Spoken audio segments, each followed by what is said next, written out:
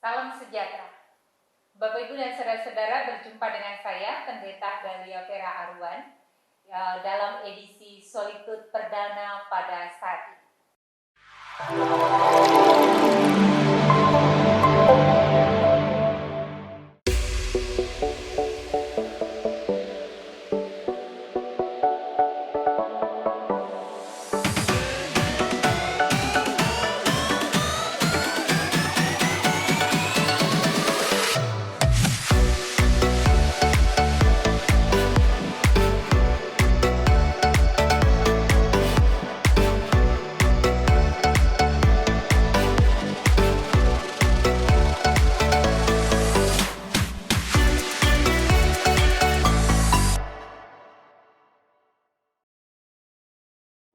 Apa yang Bapak Ibu alami ketika Bapak Ibu diajarkan atau mengajari orang lain tentang berdoa?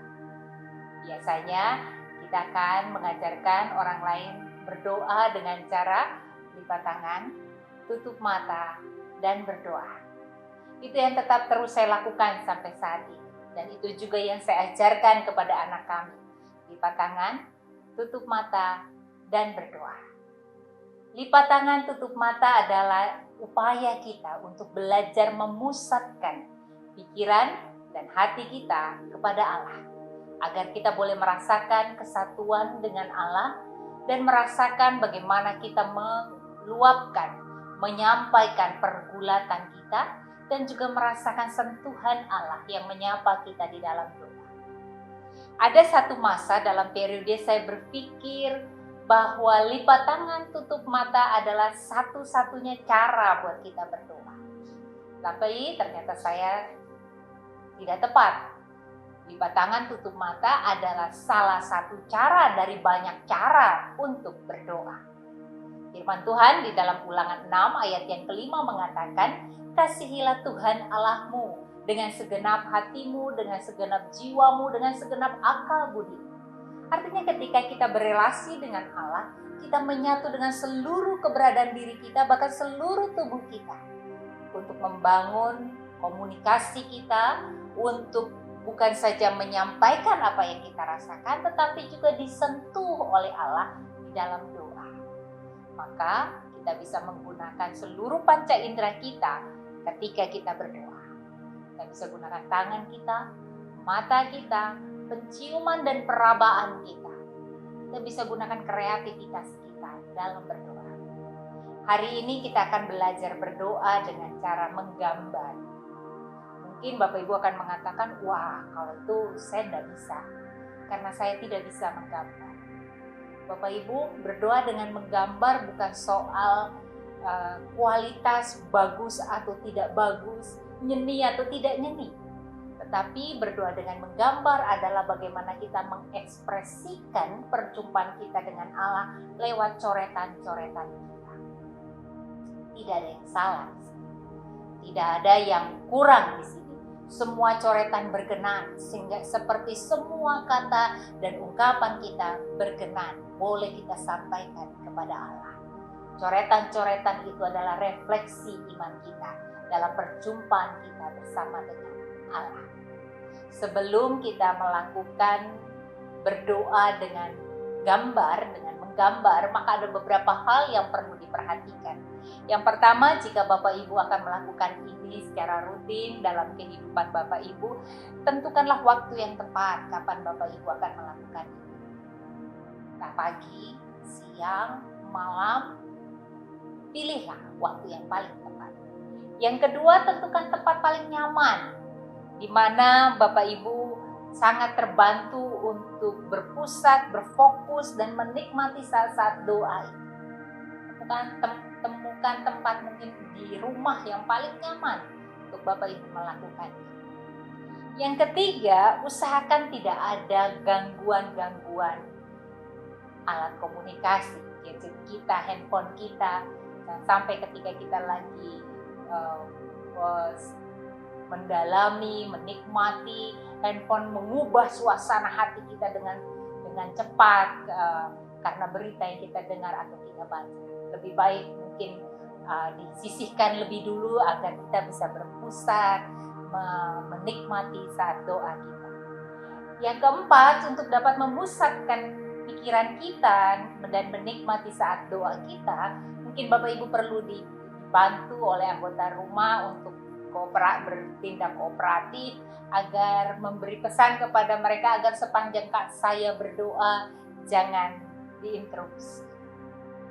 Yang kelima, kalau perlu Bapak Ibu mungkin mengenyangkan perut lewat makan dan minum supaya tidak terganggu pada saat proses itu. Yang keenam, siapkan bahan-bahan yang Bapak Ibu perlukan untuk melakukan doa dengan gambar. Itu artinya Bapak Ibu perlu menyiapkan kertas, ukurannya bebas. Terserah Bapak Ibu mau menggunakan media apa saja, entah kertas, kalau Bapak Ibu bisa melukis mungkin langsung di kanvas atau di mana saja. Tapi lebih baik tidak di tempel. Jadi Bapak Ibu bisa menyiapkan kertas kosong atau koran bekas atau majalah bekas, mungkin ada artikel tertentu, ada gambar tertentu yang bisa dipotong, yang bisa digunakan atau yang memberi inspirasi begitu, pensil warna atau cat air, drawing pen, lalu kemudian washi tape, kemudian perlengkapan menggambar lainnya. Yang Bapak Ibu bebas, Bapak Ibu kalau mau menggambar butuh apa, ya, persiapkanlah itu sebelum Bapak Ibu melakukan berdoa dengan menggambar. Yang kemudian yang bisa Bapak Ibu lakukan adalah saksikanlah video ini. Bapak Ibu setelah ini akan kita bersama-sama membaca dan merenungkan firman Tuhan. Nikmatilah video ini sampai selesai. Lalu setelah Bapak Ibu mendengarkan firman Tuhan yang sudah disampaikan, mulailah menggambar.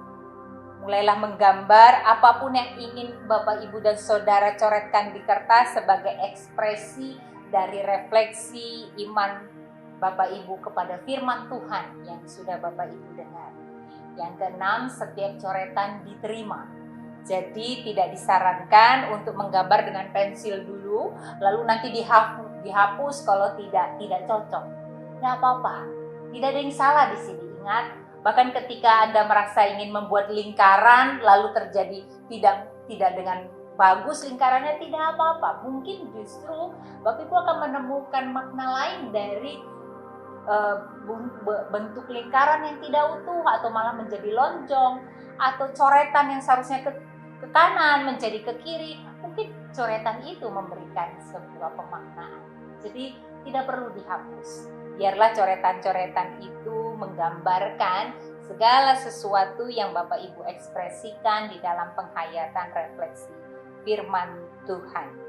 Lalu beberapa hal yang bisa mungkin membantu saudara kalau mau berdoa dengan menggambar, Bapak Ibu bisa mengungkapkan kata-kata, saya bersyukur karena Tuhan, atau saya sebenarnya sedang bingung karena kondisi ini, atau saya sebenarnya sedang kalut, sedang khawatir ketika mendengar berita ini, ketika membaca itu. Atau mungkin juga bisa Bapak Ibu mengatakan firman Tuhan pada hari ini berbicara kepada saya bahwa ini dan itu. Atau Bapak Ibu sedang ingin mendoakan sebuah pokok doa atau orang lain dalam pergulatan tertentu. Atau kita juga ingin mengatakan Tuhan sungguh Engkau baik karena, atau juga ingin mengatakan Tuhan tolong saya besok untuk melakukan ini dan itu. Lakukanlah itu dengan kreativitas Bapak Ibu sekalian.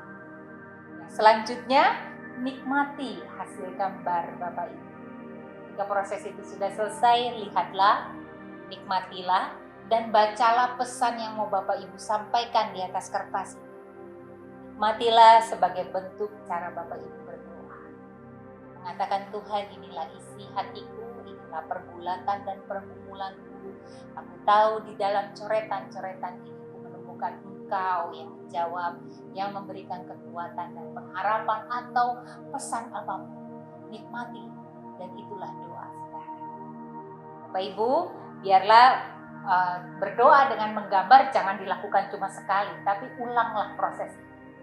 Entah 2 atau 3 kali, atau mau setiap hari, silakan. Kalau Bapak Ibu sangat menikmati kegiatan menggambar, ulanglah proses ini beberapa kali. nikmati kreativitasnya dan prosesnya. Dan jika dalam proses itu Bapak Ibu mengalami kebingungan atau membutuhkan teman untuk sharing, berbagi pengalaman atau pertanyaan secara teknis, Bapak Ibu akan boleh menghubungi kami, rekan kami Joyce, yang akan Bapak Ibu boleh hubungi. Nomornya ada di bawah ini, di layar ini. Dengan senang hati kami membantu. Kami juga dengan senang hati jika Bapak Ibu membutuhkan pendampingan dari para pendeta. Maka pendeta GKI Pondok Indah membuka diri seluasnya untuk dapat menjadi teman seperjalanan Bapak Ibu di tengah pergulatan dan pergumulan Bapak Ibu. Itu beberapa hal yang bisa kita siapkan sebelum kita memulai berdoa dengan menggambar. Biarlah persiapan itu menolong kita untuk dapat menikmati proses berbicara kepada Allah lewat setiap coretan-coretan kita. Mari kita siapkan hati kita.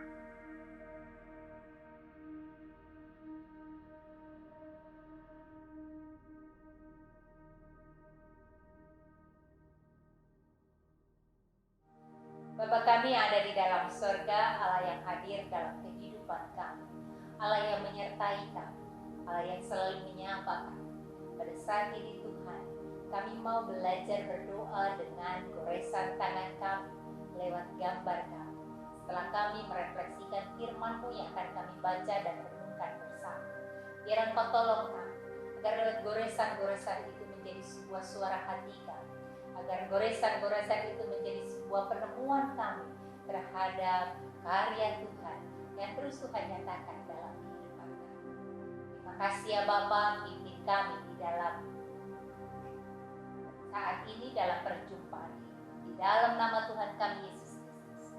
Amin. Kita akan merenungkan firman Tuhan dari Matius pasal yang ke-14 ayat yang ke-22 sampai dengan 33. Matius 14 22 sampai 33. Setelah itu Yesus segera memerintahkan murid-muridnya naik ke perahu dan mendahuluinya ke seberang. Sementara itu ia menyuruh orang banyak pulang, dan setelah orang banyak itu disuruhnya pulang, Yesus naik ke atas bukit untuk berdoa seorang diri. Ketika hari sudah malam, ia sendirian di situ. Perahu murid-muridnya sudah beberapa mil jauhnya dari pantai dan diombang-ambingkan gelombang karena angin sakak. Kira-kira jam 3 malam datanglah Yesus kepada mereka berjalan di atas air. Ketika murid-muridnya melihat dia berjalan di atas air, mereka terkejut dan berseru, "Itu hantu!" Lalu berteriak-teriak karena takut.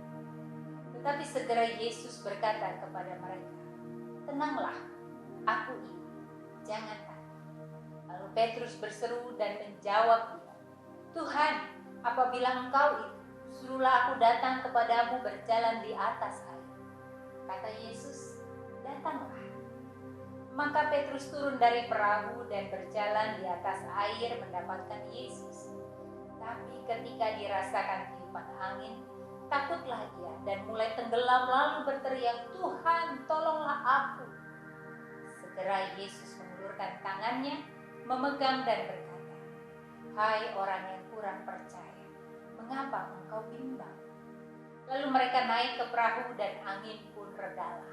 Dan orang-orang yang ada di perahu menyembah dia, katanya, "Sesungguhnya engkau anak Allah." Demikian firman Tuhan. Biarlah kita disebut sebagai orang yang berbahagia karena mendengar dan memelihara. Bapak, Ibu, dan saudara-saudara yang dikasihi Tuhan, pada peristiwa Yesus berjalan di atas air, dalam perikop sebelumnya ada peristiwa Yesus memberi makan untuk 5.000 orang. Ada mujizat di sana. Mujizat yang ditunjukkan Yesus kepada para murid yang tidak mungkin menjadi mungkin. Di tengah kesulitan, saat yang paling krisis dalam kehidupan, ketika orang-orang lapar dan tidak ada sumber daya dan tidak ada sumber untuk mengenyangkan perut, Yesus menggandakan apa yang ada untuk mencukupkan segala sesuatu. Mujizat itu terjadi di depan mereka. Itu seharusnya menjadi pengalaman iman para murid. Di tengah krisis, Yesus menjawab krisis. Di tengah krisis, orang bisa terus mengandalkan Dia. Para murid bisa bersandar kepada Dia, bahwa Dia menanggulangi lebih besar dari krisis apapun. Pada kemudian cerita berlanjut ketika Yesus terpisah dari para murid. Yesus dengan sengaja menyuruh para murid berangkat lebih dulu, lalu Dia mengambil saat untuk berdoa seorang diri. Kalau rekan-rekan membaca lagi mundur ke belakang sebelum peristiwa ini, Yesus sebenarnya sudah ingin mengambil waktu untuk berdoa untuk seorang diri ketika Dia mendengar Yohanes Pembaptis dulu. Tetapi belum ada waktu pada saat itu, orang terus mengikuti Dia dan orang banyak terus mengikuti Dia, sehingga tidak ada waktu bagi Yesus untuk berdoa seorang diri. Maka ketika para murid lebih dulu disuruh berangkat dan orang banyak sudah pulang, Yesus mengambil waktu untuk berdoa seorang diri.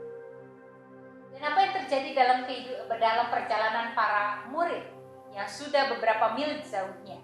Mereka terkena badai angin sakal dalam perjalanan mereka. Tentu dalam peristiwa angin sakal ini mereka sudah ada di dalam ketakutan. Jadi kalau ada badai, ada peristiwa yang mengancam kehidupan, sangat manusiawi kita takut. Bahkan para murid juga merasakan takut sekalipun mereka mantan nelayan. Mantan nelayan yang sudah sangat terbiasa untuk menghadapi ombak, untuk menghadapi perubahan cuaca yang mendadak pada saat mereka berlayar. Tapi toh setiap kali mereka harus menghadapi badai, ada rasa kecil hati dan ciut apakah berhasil badai itu dilewati kali ini seperti kali-kali yang lain. Badai yang besar yang mengancam keselamatan selalu menimbulkan rasa takut. Para murid yang tengah berjuang dalam upaya mengendalikan perahu di tengah angin sakal, tiba-tiba Yesus datang. Cara Yesus datang pun tidak biasa. Dia berjalan di atas air pada saat situasi justru ketika air tengah bergejolak. Yesus berjalan di atas air. Para murid yang sudah berjuang dengan menghadapi angin sakal pada saat itu, tentu dengan semua pergulatan mereka, kerja keras mereka, melihat peristiwa itu mereka menjadi takut. Sehingga dikatakan mereka berteriak dan mengatakan itu hantu. Mereka tidak ketakutan menguasai mereka sehingga mereka tidak mampu mengidentifikasi bahwa yang ada di hadapan mereka adalah sang yang hanya berapa mil jauhnya mereka tinggalkan, yang dalam periode sebentar saja mereka terpisah. Ketika ada di depan mereka dengan cara yang tidak biasa, mereka di dalam ketakutan, tenggelam dalam rasa takut, lalu mengatakan itu hantu. Apa yang terjadi? Ketika para murid berada di dalam ketakutan, mereka panik. Lalu yang terjadi dikatakan mereka berteriak-teriak karena takut. Bayangkan perahu kecil tidak bisa lari kemana-mana, ada angin sakal, lalu mereka menganggap apa yang mereka lihat adalah hantu. Betapa makin paniknya mereka. Mereka tidak bisa lari menyelamatkan diri dari peristiwa mereka menganggap melihat hantu ataupun dari angin sakal. Lalu yang bisa mereka lakukan berteriak-teriak. Yang kemudian dilakukan Yesus mengatakan, tenanglah, aku ini, jangan takut. Yesus menenangkan kepanikan para murid untuk dapat melihat dengan jelas bahwa yang mereka lihat adalah Sang Guru yang sering berjalan bersama dengan mereka, adalah Sang Guru yang menghampiri kehidupan mereka di tengah pergulatan mereka menghadapi angin sakal. Aku ini, jangan takut, tenanglah. Petrus mungkin mewakili beberapa kegusaran, kebimbangan para murid yang lain mengatakan, jika itu engkau, biarlah aku datang kepadamu. Karena ketakutan kita butuh kekuatan, kita butuh afirmasi. Di tengah ketakutan kita butuh sebuah konfirmasi, ya betul, sehingga saya mengatakan jangan takut. Dan Yesus memberikan dan mengatakan, datanglah. Karena Yesus tahu itu dibutuhkan para murid, bahwa ini bukan halusinasi, ini juga bukan suatu peristiwa mistik yang tidak mereka bisa mengerti. Ini adalah sebuah pekerjaan Tuhan yang melebihi akal manusia. Maka Yesus mengatakan, datanglah. Apa yang terjadi ketika Petrus keluar dari perahu, turun dari perahu dan berjalan di atas air? Ketika Petrus sudah mulai membuat sebuah langkah semakin mendekati Yesus, ternyata kemudian dirasanya tiupan angin. Dia sudah melangkah, dirasa tiupan angin. Kemudian dikatakan, takutlah dia. Ketakutan itu datang lagi, menyerbu Petrus, memperangkap Petrus yang sudah berjalan mendekati Yesus. Dan pada saat dia terperangkap dengan rasa takut, dia mulai berteriak lagi. Lihat para murid ketika takut berteriak-teriak. Petrus ketika dia terperangkap dengan rasa takut, dia kemudian berteriak dan mengatakan, Tuhan tolonglah aku. Karena dia sudah hampir tenggelam. Dia sudah mulai tenggelam. Takutan yang membuat Petrus tidak bisa melanjutkan langkahnya. Ketakutan yang membuat Petrus terhisap dan tenggelam. Ketika ketakutan membuat Petrus terperangkap dan terjebak, dikuasai, dia tidak bisa berbuat apa-apa. Tapi lihatlah apa yang dilakukan Yesus.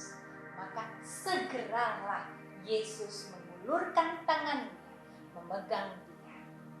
Yesus segera tahu kapan tepat pada waktunya, merangkul, menarik Petrus, membawanya ke perahu.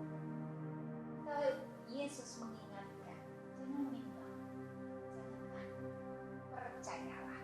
Lalu mereka juga merasakan kemudian bagaimana ombak angin sakal yang besar kembali ditenangkan oleh Allah, oleh Yesus, sehingga dia dapat melanjutkan perjalanan. Rekan-rekan yang dikasihi Tuhan, pada saat ini kita ada di dalam situasi yang kurang lebih sama. Saya mencoba merefleksikan cerita ini dalam situasi kita saat ini lewat gambar. Saya akan mengambil gambar. Bapak Ibu, ini adalah gambar yang saya coba goreskan ketika saya mencoba merefleksikan firman Tuhan yang sama-sama sudah kita dengar dan renungkan. Ketakutan adalah sesuatu yang amat dekat dalam kehidupan kita belakangan ini. Saya menggambarkan virus corona yang warna ungu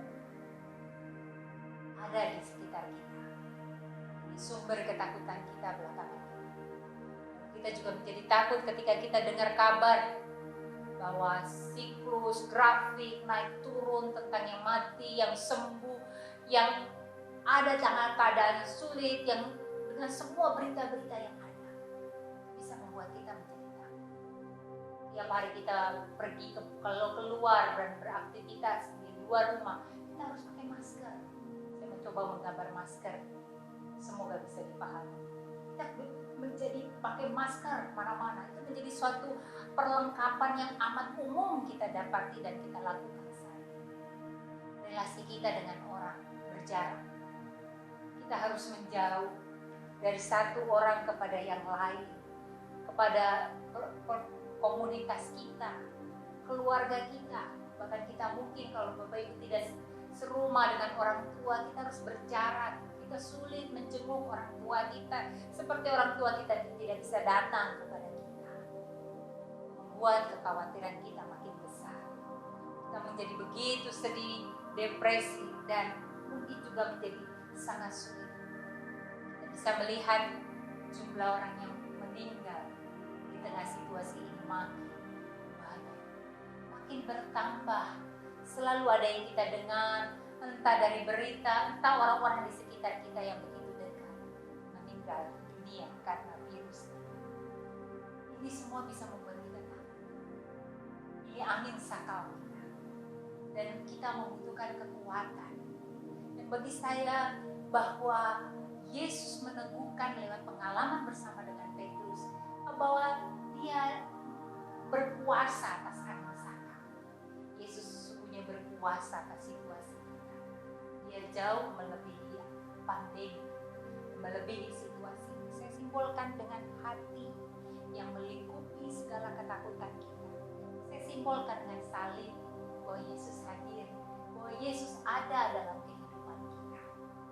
Dia besar, dia jauh lebih besar. Sehingga kita tidak tenggelam dengan semua sumber-sumber ketakutan kita. Lalu saya mulai melihat ada kehadiran Allah yang membuat saya merasakan kuasa Allah yang memimpin dan tetap menyertai kita melewati angin sakit, yang memimpin dan menopang kita untuk tidak tenggelam dalam ketakutan ini adalah solidaritas. Di mana-mana ada tindakan-tindakan solider, tindakan solidaritas dari pribadi, dari satu dengan yang lain. Ada situasi. Ya betul, kita terpisah satu dengan yang lain, tapi kita terhubung dengan cara yang lain. Kita terhubung dengan media online, kita terhubung dengan cara-cara yang berbeda yang membuat kita mengatakan kita tidak sendiri, kita selalu bersama dengan yang lain. Kita bisa melihat bahwa situasi ini ketika kita mengurangi secara drastis semua kegiatan kita secara global ini, Allah mulai pulih, Allah mulai bernafas, Dia mulai berdenyut dengan lebih baik ketimbang pada saat kita mengabaikan alam dalam setiap aktivitas dan kesibukan kita. Kita bisa melihat ada banyak orang yang berdoa, memberi hati untuk ada dalam satu, di dalam doa untuk menopang satu dengan yang lain. Dan itulah yang membuat kita bisa melihat bahwa ini yang membuat kita dapat terus melakukan dan menghadapi situasi ini dalam pimpinan Tuhan. Selalu ada pertolongan yang dinyatakan bahwa Allah melakukan segala sesuatu dalam hidup kita. Ada kreativitas yang berkembang melewati situasi pandemi.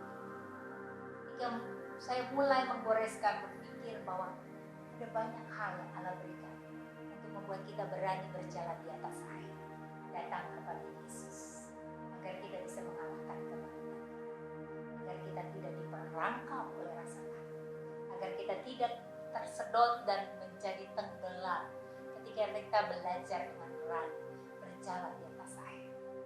Jalan di atas air adalah satu yang sangat riskan, tapi mungkin ketika kita lakukan bersama dengan Yesus. Bapak Ibu dan saudara-saudara, saya memberi kesempatan bagi Bapak Ibu baca firman Tuhan ini, merenungkan kembali dan membuat gambar Bapak Ibu sendiri. Buatlah coretan bagaimana firman ini berbicara kepada Bapak Ibu, bagaimana Bapak Ibu diingatkan Allah untuk menguasai rasa takut, untuk berkemenangan terhadap rasa takut, karena ada Yesus yang menyertai.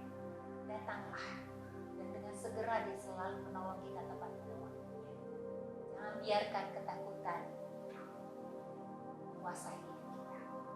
Jangan mau diperangkap oleh ketakutan. Bahkan ketika Anda takut, mulailah diam dan tenanglah melihat dan merasakan kehadiran. Selamat menggambar. Ada banyak cara Bapak Ibu menemukan cara Tuhan yang berbicara lewat goresan-goresan Bapak Ibu. Pasti akan sangat berbeda dengan saya. Tidak ada gambar yang salah, itu adalah refleksinya. Selamat mencoba. Tuhan memberkati. Amin. Kita akan tutup di dalam doa. Mari kita berdoa. Bapa, Engkau adalah Allah yang berkuasa atas seluruh hidup kami. Kami tahu kami tidak pernah terbiasa oleh bencana. Kami tidak pernah terbiasa oleh krisis. Maka setiap bencana dan krisis hadir dalam hidup kami. Kami selalu merasa begitu takut dan gentar. Dapatkah kami lolos kali ini? Dapatkah kami bertahan kali ini? Juga di tengah situasi pandemi, ada rasa takut yang besar dalam diri kami. Dapatkah kami bertahan menjadi pertanyaan-pertanyaan besar kami? Tapi kalau kami mau melihat bagaimana Allah menenangkan kami, menyertai kami lewat peristiwa yang boleh kami baca dalam perikop, kami mau menyerahkan dan mengalahkan ketakutan kami. Kami tidak mau diperangkap oleh ketakutan. Kami mau berserah kepada Tuhan. Kami mau melihat bagaimana Tuhan menguatkan kami untuk terus berjalan di atas air. Sesuatu yang tidak mungkin menjadi mungkin bersama dengan Engkau. Berjalan di atas air yang membuat kami bisa merasakan Allah adil, melewati, melebihi, berkuasa atas kondisi.